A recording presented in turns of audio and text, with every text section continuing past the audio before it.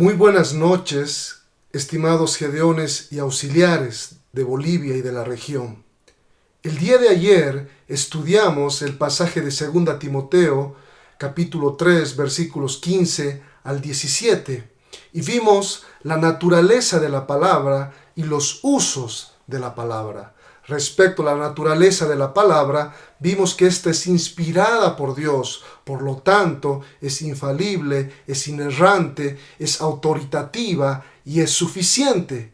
Y precisamente suficiente tiene que ver con los usos de la palabra.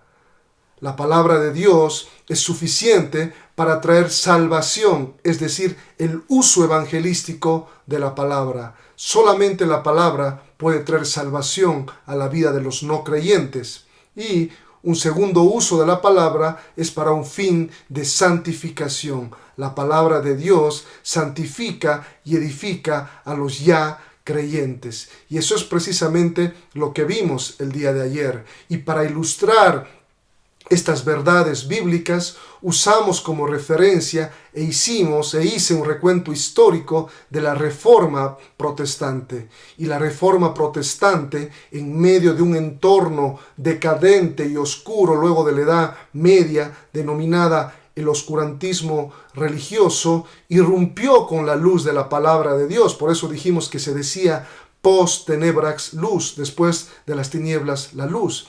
Y las dos preguntas fundamentales a las cuales la Reforma respondió fueron las siguientes. La primera pregunta: ¿cuál es la autoridad para el creyente?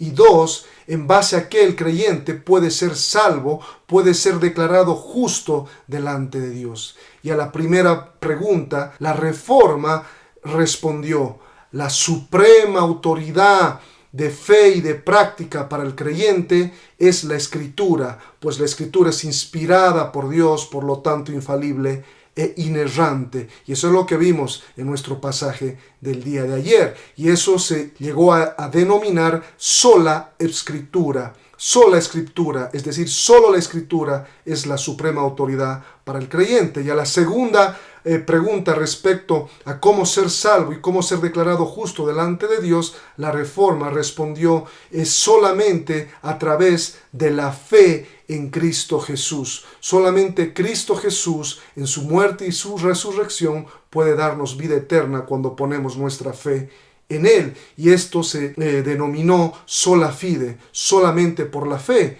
Y a estas dos solas se añadieron solo Christus, solo gracia y soli Deo gloria. Así que ese es el legado de la Reforma Protestante, queridos amigos. 503 años después de la Reforma Protestante, el desafío de la palabra sigue vigente. En pleno siglo XXI, el mundo está enfrentando una situación inusual.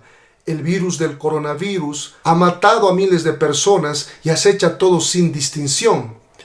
El apóstol Pablo en 2 Timoteo capítulo 4 expresaba una preocupación similar a la de ahora, pero en una dimensión espiritual mucho más importante. Y lo que le preocupaba al apóstol era el virus del pecado y el virus de los falsos maestros y sus falsas enseñanzas que se estaban infiltrando a la iglesia. Y es así que el apóstol Pablo, en su último deseo, pues es su última carta y el último capítulo, el capítulo 4, pues él estaba pronto a ser sacrificado, le dice a Timoteo un mensaje importante y urgente. En el capítulo 1, versículo 13, le dice que retenga la palabra. En el capítulo 2, versículo 15, le dice que maneje con precisión la palabra de Dios para no ser avergonzado.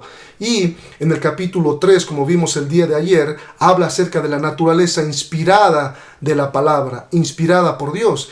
Y en el capítulo que vamos a ver hoy, capítulo 4, en el versículo 2, él le dice a Timoteo: predica la palabra. Ese mandato es muy importante aún en este día. Así que en base a 2 Timoteo 4, 1 al 8, vamos a ver 3 razones por las cuales debemos predicar todavía la palabra de Dios como en la época de la Reforma Protestante. Y la primera razón es porque se trata de un mandato importante y urgente.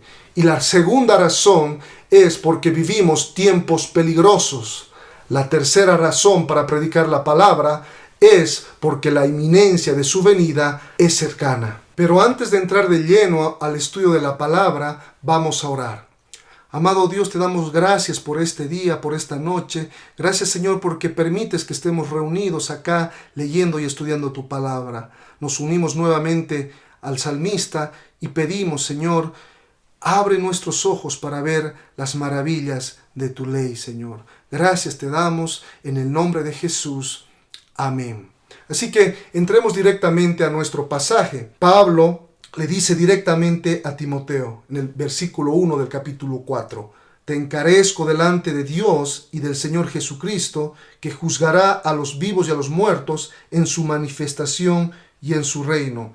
El apóstol Pablo va directo al grano y le dice, te encarezco, poniendo como testigos solemnes a Dios el Padre y al Señor Jesucristo, quienes se van a manifestar en su manifestación, la de Cristo, y su reino. Esta es una alusión a la divinidad de Cristo también expresada en Juan 10:31. Este es un mandato legal derivado de la autoridad apostólica del apóstol Pablo, por lo tanto debe cumplirse. Pero también es un mandato poderoso. Eso es lo que podemos ver en el versículo 2 de este capítulo 4 de 2 Timoteo. Y dice así, que prediques la palabra, que instes a tiempo y a fuera de tiempo, redarguye, reprende, exhorta con toda paciencia y doctrina. Si bien el día de ayer vimos que la palabra es inspirada por Dios y es suficiente para traer salvación, esta debe ser predicada. Como dice 1 Corintios 1:21, agradó a Dios salvar a los hombres por la locura de la predicación. Es decir, las personas necesitan escuchar el Evangelio. Y esta es la idea que está expresando aquí Pablo cuando le dice a Timoteo, predica la palabra. Hace alusión a la función que cumplía un heraldo, quien se paraba en una plaza pública, en un lugar público, tocaba la trompeta para llamar la atención y decía, así dijo el rey. Eso es predicar, viene del término griego keruso, que significa proclamar públicamente. Pues de la misma manera nosotros debemos proclamar la palabra de Dios en este tiempo. Debemos decir, el Rey, el Señor ha dicho esto, que debemos predicar la palabra de Dios, que debemos hablar acerca del contenido de su palabra, que es el Evangelio. ¿Y cuál es ese mensaje? ¿Cuál es el Evangelio? Pues bien, nosotros como gedeones y auxiliares tenemos la ventaja que tenemos el Nuevo Testamento para evangelizar. Y acá en la última parte dice, por cuanto todos pecaron, están destituidos de la gloria de Dios. Romanos 3:23. Este es el mensaje de salvación. Lo primero que debemos decir a este mundo es de que está perdido, que un pecado que haya cometido una persona lo lleva directamente al infierno y lo aleja del cielo. Esas son las malas noticias, que todos hemos pecado por naturaleza y por decisión propia, todos somos pecadores, dice Romanos 3:23, y Romanos 3:11 dice, no hay quien busque a Dios, no hay quien haga lo bueno. Así que lo primero que debemos decir es que todos somos pecadores, pero luego debemos dar las buenas noticias. Las buenas noticias nos dicen que porque de tal manera amó Dios al mundo que ha dado a su Hijo unigénito, para que todo aquel que en él cree no se pierda, mas tenga vida eterna. Es decir, como también dice Romanos 6:23, porque la paga del pecado es muerte, mas la dádiva de Dios es vida eterna en Cristo Jesús, Señor nuestro. Y ese era el contenido del Evangelio de Pablo, también expresado en 1 Corintios 15:3-4. Dice, porque primeramente os he enseñado lo que asimismo recibí, que Cristo murió por nuestros pecados conforme a las Escrituras, y que fue sepultado y que resucitó al tercer día conforme a las Escrituras. Estas son las buenas noticias, que Cristo Jesús vivió una vida perfecta, que murió en la cruz por nuestros pecados y que resucitó al tercer día, derrotando a la muerte, derrotando al pecado demostrando que Él era Dios y murió por nuestra salvación. Pero hay una condición, y la condición dice en Romanos 10:13, porque todo aquel que invocare el nombre del Señor será salvo, o como ya hemos visto en Juan 3:16, para que todo aquel que en Él cree no se pierda, mas tenga vida eterna. Así que hay una condición para recibir las buenas nuevas del Evangelio, y es creer en Cristo Jesús, es arrepentirse de nuestros pecados, de tus pecados, y creer en Cristo Jesús. Esas son las buenas nuevas del Evangelio, y eso es lo que Timoteo debía proclamar públicamente, y eso es lo que nosotros ahora debemos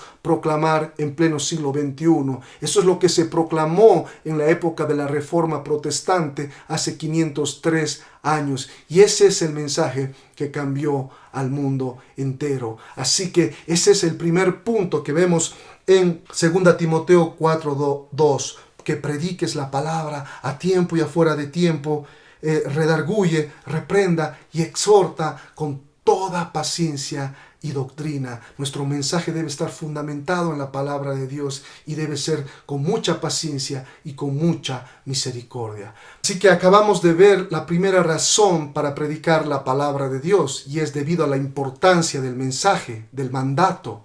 La segunda razón tiene que ver con que vivimos en tiempos peligrosos. Al igual que una moneda tiene dos caras, en los versículos 3 y 4 nos muestran esta situación. Por un lado, en una cara está la existencia de falsos maestros y sus falsas enseñanzas que pervierten el Evangelio. Y en la otra cara están las personas y creyentes nominales que buscan escuchar a estos falsos maestros. Y contrarrestar este error requiere valentía y requiere predicar el Evangelio. Así que veamos el versículo 3 y el versículo 4. En el versículo 3 nos habla de los falsos maestros y sus falsas enseñanzas. Dice así el versículo 3: porque vendrá tiempo cuando no sufrirán la sana doctrina, sino que teniendo comezón de oír, se amontonarán maestros conforme a sus propias concupiscencias, y apartarán de la verdad el oído y se volverán a las fábulas. Pablo acá está anticipando un tiempo posterior a su partida, como ya lo había dicho en 2 Timoteo 3:1, en los posteriores tiempos vendrán tiempos peligrosos. Pablo se había enfrentado en su ministerio a la distorsión del Evangelio, a los judaizantes que querían pervertir el Evangelio. Luego, como vimos el día de ayer, los reformadores como John Huss, Lutero, John Knox, Calvino y otros también se enfrentaron a las falsas enseñanzas de la Iglesia Católica Romana en la Edad Media, y ellos, al predicar la palabra, al retomar, al redescubrir las verdades del Evangelio que habían estado encubiertas durante mucho tiempo, ellos contrarrestaron el error. Y eso es lo que debemos hacer nosotros al predicar la palabra de Dios y al presentar el Evangelio: contrarrestar el error que está pululando por el mundo, pero también lamentablemente al interior de la iglesia. Y nosotros, cuando predicamos el Evangelio, también estamos advirtiendo a gente que está siendo engañada por las falsas doctrinas y por las falsas corrientes. Hay mucha gente, como hemos visto acá en el versículo 4, que aparta la verdad el oído y se vuelve a las fábulas. Prefieren las novedades y el entretenimiento a la verdad inmutable de la palabra de Dios. Prefieren las mentiras que les complacen a la verdad de Dios que los confronta. Pero nosotros, como fieles ministros del Evangelio, debemos predicar la palabra. Y eso es lo que le dice Pablo a Timoteo en el versículo 5. Dice: pero tú, Timoteo, sé sobrio en todo. Tú eres diferente, Timoteo. Esto significa ser maduro emocionalmente. Sé sobrio en todo. Estate atento a todas estas circunstancias. Soporta las aflicciones físicas y emocionales que vienen por predicar el Evangelio. Nosotros debemos estar dispuestos a sufrir aún acusaciones, calumnias y persecuciones por causa del Evangelio. Le dice también: haz obra de evangelista en el versículo 5. Y es lo que ya hemos visto. Hacer obra de evangelista es proclamar el Evangelio. Es lo que nosotros denominamos también en nuestra terminología en los gedeones, es hacer obra personal, es dar testimonio de la verdad. Y por último le dice: cumple tu ministerio. Así como Pablo estaba cumpliendo su ministerio, como vamos a ver en unos instantes, Pablo le dice a Timoteo, cumple tu ministerio. Y Pablo y el Espíritu Santo nos dice en su palabra que también nosotros debemos cumplir el ministerio que se nos ha encomendado. Así que esa es la segunda razón por la cual debemos predicar el Evangelio, porque vivimos tiempos peligrosos y de engaño. Pero hay una tercera razón más por la cual debemos predicar el Evangelio que emerge de este pasaje, de los versículos 6 al 8, la inminencia de su venida, la inminencia de su venida. La magnitud y urgencia de este mandato emergen precisamente de estos versículos. Pablo siempre tenía la perspectiva correcta, no estaba mirando únicamente lo terrenal, sino que él miraba lo celestial, la recompensa de aquel día.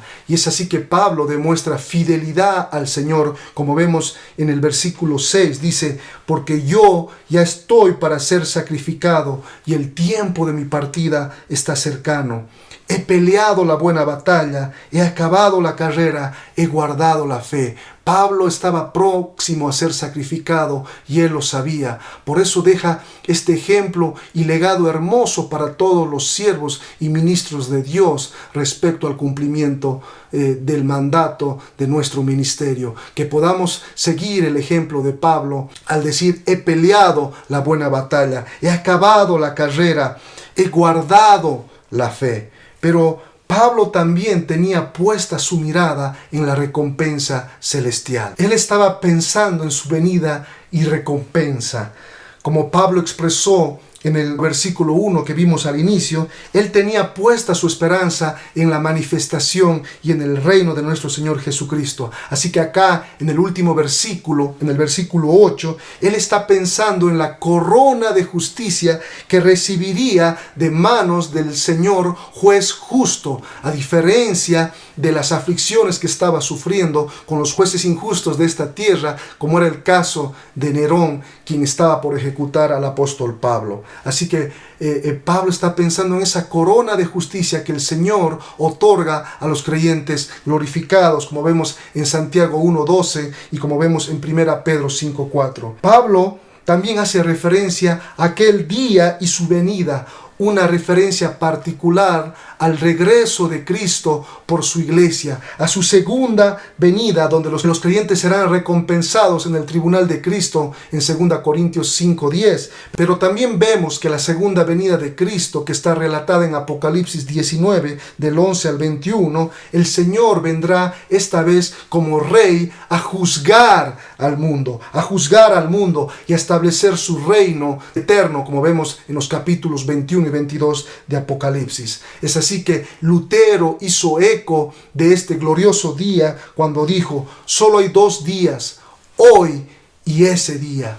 Así que, al igual que el apóstol Pablo y Lutero, nuestra motivación sea ver la manifestación de nuestro Señor Jesucristo en aquel día. Así que hasta este punto hemos visto 3 razones para predicar la palabra de Dios y cumplir así también con el legado de la Reforma. La primera razón que emerge de este texto es por la importancia del mandato. La segunda razón, porque vivimos en tiempos peligrosos. Y la tercera razón que acabamos de ver es por la inminencia de la venida del Rey de Reyes. Así que para concluir, déjame decirte, querido hermano, querido Gedeón y auxiliar, que estas verdades bíblicas y así como el legado de la Reforma deben motivarnos, deben alentarnos a permanecer fieles para recibir nuestra recompensa, para recibir la corona de justicia. Y también debe motivarnos a predicar el Evangelio a los no creyentes y a los creyentes nominales,